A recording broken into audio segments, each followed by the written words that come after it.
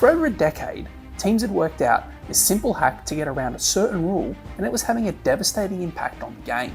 So just which rule were they exploiting, how were they hacking it, and which team is going to be most impacted by the latest rule change. But before we get to that, let's have a look at what the hell is actually going on. Now, I'm sure you've probably heard a referee yell downtown plenty of times. There's even been a couple of refereeing controversies in the last few years when they decided to actually apply the rule. As far as I can tell, and correct me in the comments if I'm wrong, but the rule was introduced around 2008 and was updated in 2010. So here is what the rule means. It means if you're a kick chaser and you're in front of the play the ball, you can't get involved in the play, or at least you're not supposed to. And just quietly, this rule doesn't only exist when the ball is kicked, it actually exists on every single tackle. If you're in front of the play the ball, you're out of play. You can't get involved in it. You can't take an offload, you can't chase a kick. Essentially, you just have to sit that play out. So there you have the downtown rule in a nutshell. Kick chasers in front of the play the ball and they're getting involved in the play. But just how were teams hacking this? Well, it wasn't some kind of well-disguised scheme or magic trick or anything like that. Teams just decided to break the rule and dared referees to try and stop them. Pretty soon, no one really cared about it anymore. Referees didn't penalise it and every team was doing it. It is in the nature of virtually every player and coach to push every rule to breaking point and see what they can get away with. I don't understand why the NRL is so surprised when something like this happens. Just plan out your rule change and expect the worst thing to happen. So does the rule actually matter? And did they need to change it? Well, this is what happens when it's not enforced and teams don't really care about the downtown rule. This means that teams can quickly and effectively chase kicks downfield with a set defensive line.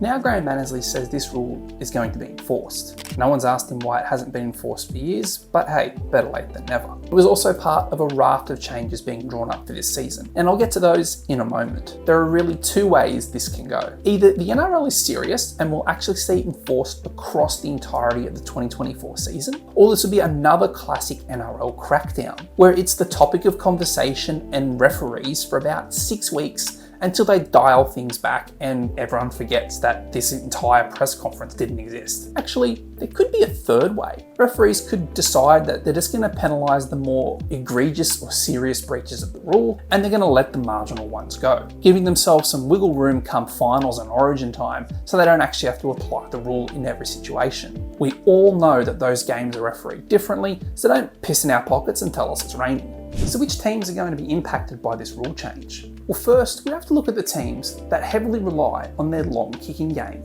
Warriors, Panthers, Sea Eagles, Cowboys and Parramatta are the top 5 when it comes to average kick meters during games in 2023. Second, let's look at the field position of these teams, and specifically Parramatta. The Eels start their sets deep in their own half, and if last year is anything to go by, they struggle to make meters. They then rely on Mitchell Moses' very long kicking game to pin their opponents deep and give them a fighting chance. But with that rule now being enforced, the Eels' kick chase is going to be about 5 to 6 metres behind where they were last season. But the Eels won't be the only team impacted, and I actually see this hurting Penrith as well. The Panthers physically dominate sides and generally start about 40 metres from their own goal line. They then bury their opponents deep, who only get to start about 35 metres from their own goal line. So just why will this impact Penrith? Well, they do basically the exact same thing as Parramatta. They're just a lot better at it, as evidenced by their 3 premierships. And there's a lot more to Parramatta's struggle than just their long kicking game and their inability to make meters, and I'll break that down in a future video. But suffice to say that the teams that rely on their long kick